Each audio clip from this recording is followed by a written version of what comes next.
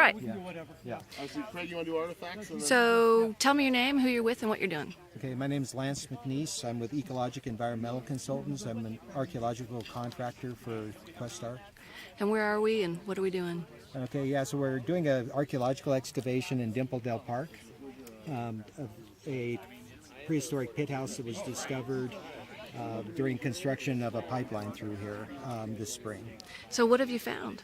We found a prehistoric house, what we call a pit house, that they would dig a shallow basin into the ground, and then they'd build some sort of a brush or superstructure over the top of it and live in there. And that house filled back in with sediment after they stopped using it, and a lot of bone and projectile points, other kinds of stone tools, grinding stone tools, accumulated in there both while they were living and after they left.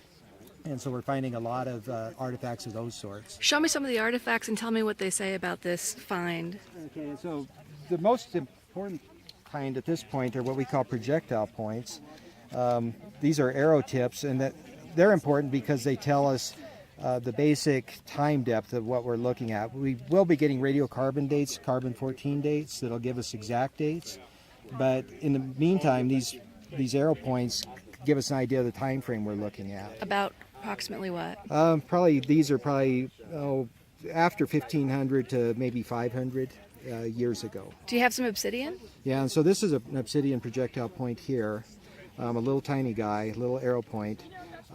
And so we'll be able to determine where that obsidian was actually from originally, that they made this point from. Because it's not from here. It's not from here. It's either, it could be from very far away. Actually, it could be from hundreds of miles away potentially. But when we get into the lab, we'll be able to determine that. So what's the most exciting thing that you found here as an archaeologist? For us, it's actually the house itself. Because it kind of defines what was happening here, what people were doing here, that they were actually living here and engaged in these activities. Apart from that, it is interesting that we're getting so many of these projectile points. We're also getting a lot of bone tools, which a lot of times we don't. Do you have some of those? Can we see those? Yeah, I have one of those. A lot of bone awls and various other kinds of bone tools. So this is pre-bow and arrow? No, this is bow and arrow. Okay. Yeah, and so these little tiny points, people tend to think that they must have been used for hunting things that are small. But the reason they're small is because they were on arrows, and arrows have to be light, so you can't put a heavy tip on them. And these little things were actually being used to hunt anything. They were being used to hunt deer or whatever they were hunting, as well as little animals. And you guys said that this is probably most likely a winter habitat. So yeah, this is a real typical little bone tool.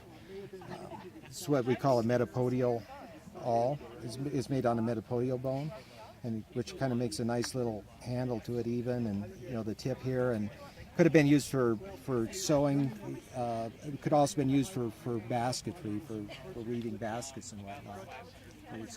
We got a lot of these little kind of bone tools, and a lot of times they were left deliberately in these houses because the people were anticipating coming back, and they wouldn't have to carry this stuff around with them in the meantime, and they would know that when they got back here, they would have the tools they already need on location. So how long will you be excavating, and when might you have a report for the public? We'll be done excavating within the next few days.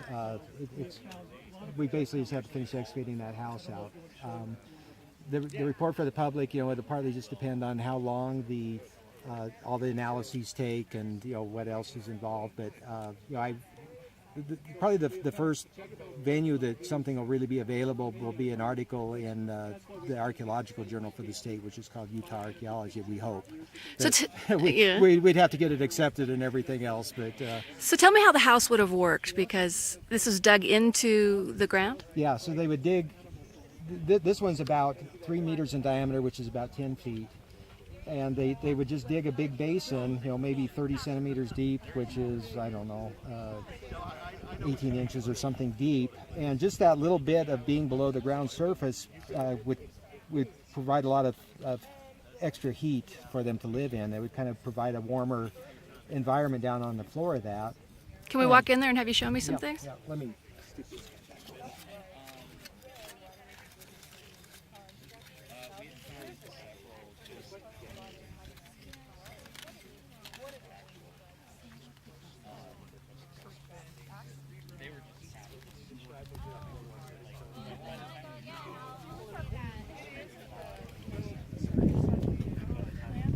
So what are we looking at? And so over here is the house. Basically, this is the big basin here. And you can see there's an edge coming around here of the edge of the house, and then it kind of sloped in. And there was another edge of the house over there. And overall, the house came around. It was a big circle, and we haven't excavated the rest of it. They're up there working on the rest of it right now. And so we'll be going back, and it'll be a full circle around here. And within the floor of these houses, they would dig various kinds of pits for various purposes. It could be a fire pit, it could have been a storage pit, but this is a pit that was dug into the floor of the house. Can you back up a bit? It's right in shadow. Okay. There we go. So you can see that pit right there. Yeah. And that would have been their waste receptacle? Well, no, it might have been a cooking pit, or it might have just been somewhere they stored food or something of that sort. And then this mark right here is what got your attention, right? It was actually right here in this edge, right here. We dug out the black dirt here now, but there was just a big, thick layer of black dirt right here. So then what's happening up here? I have you and him. And so now what we're doing is we're expanding it. This is a typical thing that happens to archaeologists. We'll dig something and we find out that the archaeology continues going past where we excavated, so we're just expanding to get the rest of the house in that back wall. And describe the process, because it looks pretty painstaking. Basically, we divide this up into units that are squares based on meters. We're digging mostly 2 by 2 meter squares on this one and in the house. But we dig everything up and put it in buckets, and we haul it up to the screens and then sift through it and collect any of the small stuff we don't see while we're excavating.